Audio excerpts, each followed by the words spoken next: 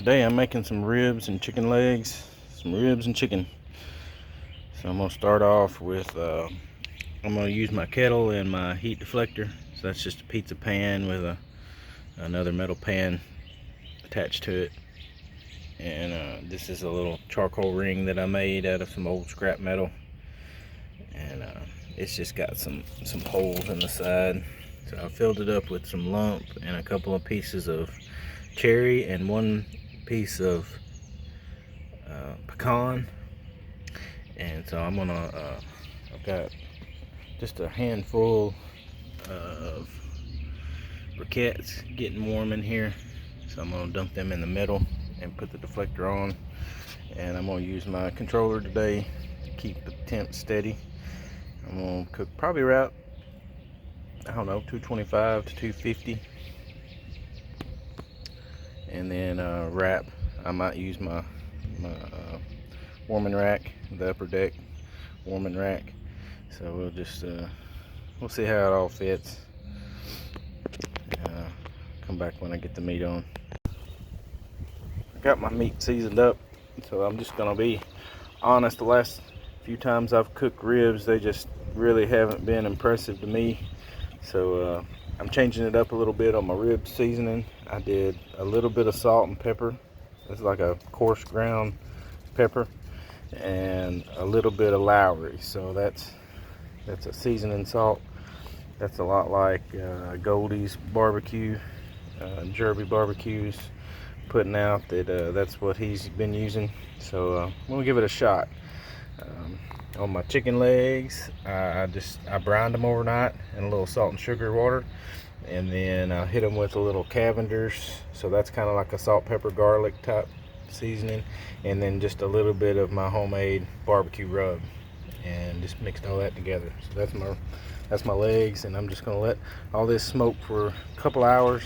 I'm shooting for about 3 or 4 hours of smoke, and then wrap and finish them out hopefully in another hour. So it all fit, and I got my temp probe over there kind of in the middle. The outside around that deflector gets the hottest, so I just kind of put the bones out over that, and I'm going to keep the temperature pretty low, so I'm not worried about those chicken legs on the outside getting too hot. So this is going to be good right here. So I'm just going to close the lid and let it come up to temperature, and once I get about to 225, I'm going to shut down the bottom vents and turn my fan on to kind of keep the temperature steady. So I got it running, and that deflector plate that I'm using, I made it from a video I saw by Tom Horseman. So if you're into barbecuing and stuff, you need to check him out. He's got some really good content. And the new Master Touch Webers that are coming out now have a factory made diffuser or deflector plate with a charcoal ring, and he shows you step by step how to make one, and it's not real expensive. I think I paid, I don't know, $50 or less to make that. Of course, mine's a little different because I just used some scrap metal for the charcoal ring that I had laying around. I didn't go out and buy the perforated metal that he uses, but it works. So it may not last as long if I have to replace that one because it's getting a little rusty. It won't be too much of an expense to fix it.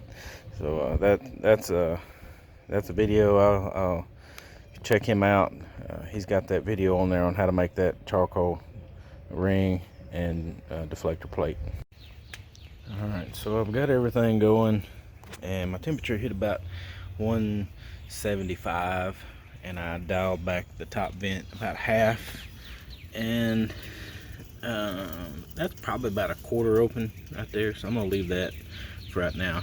So I've used this deflector plate a couple of times, and I've noticed if you overshoot your temps on the startup, it's really hard to control it after that. So you really want to start dialing back those vents a little bit early. So I'm going to shoot, I think I'm going to shoot for about 250, and and I want it to settle in at 250. So I'm gonna try to get it to about 235 and then hold that temperature and then slowly bring it up to 250. So that's the goal here. And so I'm just gonna kind of watch these vents and watch my temperature for a few minutes and then get it to where I want it, and then turn the fan on. So I don't want that fan just blowing and blowing and blowing on those coals while I'm trying to get it up to temp, because it overshoots the temp. My fan's down here on the back side, and I just cut a little half moon out of that little silicone plug, and that lets a little air in, and it keeps it from overshooting the temp too. So I know they sell a little damper for that now, but when I bought mine it didn't have a little damper, so I just did that and I never purchased one. So check back when we get a little closer. So I've had these on about 30 minutes, and I've set my temperature, bumped it up to 230, and it's gotten there, and then it just keeps falling. So I'm opening my top vent up to about halfway, and I'm hoping that helps keep the temp up without the fan kicking on as much. I don't mind the fan kicking on, but I don't really want it just kicking on every couple of minutes. So that's where we're at. I'm not gonna open the lid, and 230 I can hear the sizzling in there. I think this is gonna be a good temperature to stay at. Maybe 235, but it feels like this is a good temperature to be at. So we're gonna hold it here, hopefully about 3 hours, and check them and see where we're at. Once I get a good color, I'm gonna wrap them. All right, I'm about 2 hours into cooking, and I've just noticed the temperature just keeps falling. The fan keeps it bumped up, so I opened my vent on the top all the way open, and I took that silicone plug out. So I bumped it up to 240, just kind of working my way up to 250, and it bumps it up, you know. The fan comes on, and then temperature falls. So I was sitting here thinking, you know, I've used this deflector plate a couple of times, but it seems like I always had trouble maintaining a low temperature with it, and now it's working really good. But I'd forgotten that I'd replaced my little sweeper arms in this, and I haven't used it since, and that's probably the difference, because those old sweepers were kind of wore out and letting the air in, and so these new sweepers are sealing it up pretty tight. So that fan's keeping it at 240, but I may actually open these this bottom vent just a touch, just to let a little bit of extra air in, just keep that fan from having to kick on as much, and just kind of play with it. I don't mind it getting up to about 250, so I've still got about another hour of cooking, and the smoke has really died down, and it smells great right now. This is kind of where the magic happens, when that smoke kind of stops and the meat's cooking, smelling good. So I'll check back when I'm ready to wrap the ribs. So I opened the bottom damper just a little bit, and the temp shot up really quick. I mean, just in about 2 minutes it jumped 10 degrees. So I shut that back down, and I closed down my top vent down a little bit. So it was at 250, and now we're easing back down. So I don't really want it going over 250, so I might open that up just a little bit here now. But yeah, be careful of that bottom vent. It really makes the temps go up quick. So the meat's been on about 3 hours, so I'm gonna take the lid off. This is the first time I'm opening it up, see if it's ready to wrap. It's looking pretty good, but I don't think we're quite there yet. So I'm gonna let that go probably another 30 minutes to another hour and see where we're at. So I think my chicken's got enough color on it. I'm gonna go ahead and take it up, let these ribs finish up another hour.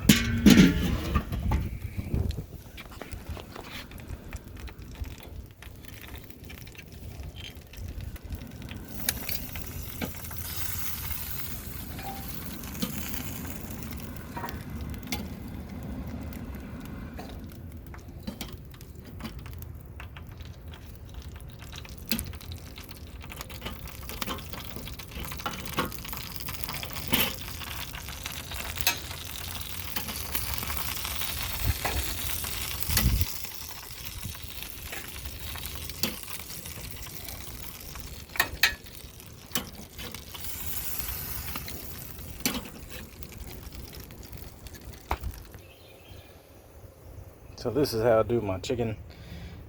Smoke it, get a good color on the outside, and then I put it in a pan. This is some chicken stock that I've put in a ice cube tray, and so that's one big ice cube of chicken stock. And then I do a little bit of just some regular mild.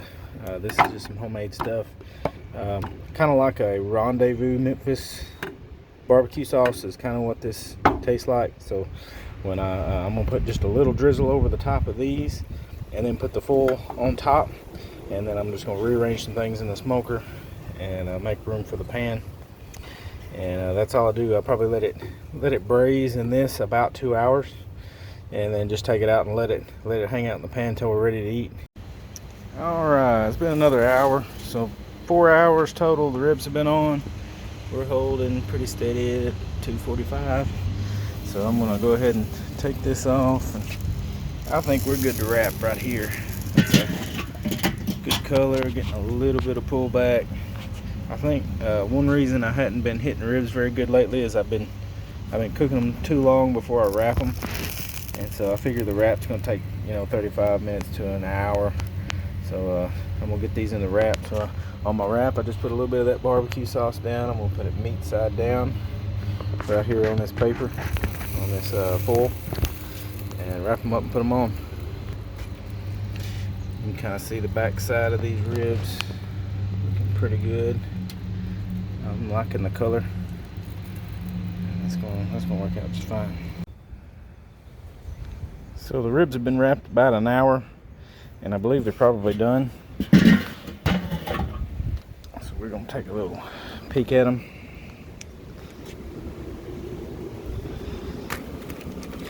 So I can tell they're really moving soft, really easy. So I'm gonna say they're done. Yeah, they're tender. I can tell by picking them up. So what I'm gonna do is we've got heavy thunderstorms coming in this afternoon, so that's why I kind of got everything done early. So we've got about 3 hours till we're ready to eat. So I'm gonna pop all this into my cooler. All right, phone's acting weird. We're gonna try to fire this grill back up. I turned it back on a little bit, get it going again. I'm gonna throw a kielbasa on here. The meat's been done for a couple hours, so I just decided to open the vents up and get it fired back up. It's just now starting to rain, but we got a little time before the bad stuff gets here, so we're gonna cook a kielbasa on here. So yeah, we got that going, nice and warm. Took about 20 minutes. Just opened all the vents back up and let the coals get heated back up. And I'm gonna leave this go for about maybe 20 minutes. So here's the ribs. They're all finished up. Got some kielbasa, chicken legs, and some baked beans. That was the best ribs I've had in a long time. So I'm gonna sit here and watch the storm roll in, listen to the thunder and the lightning, enjoy my evening. Thanks for watching.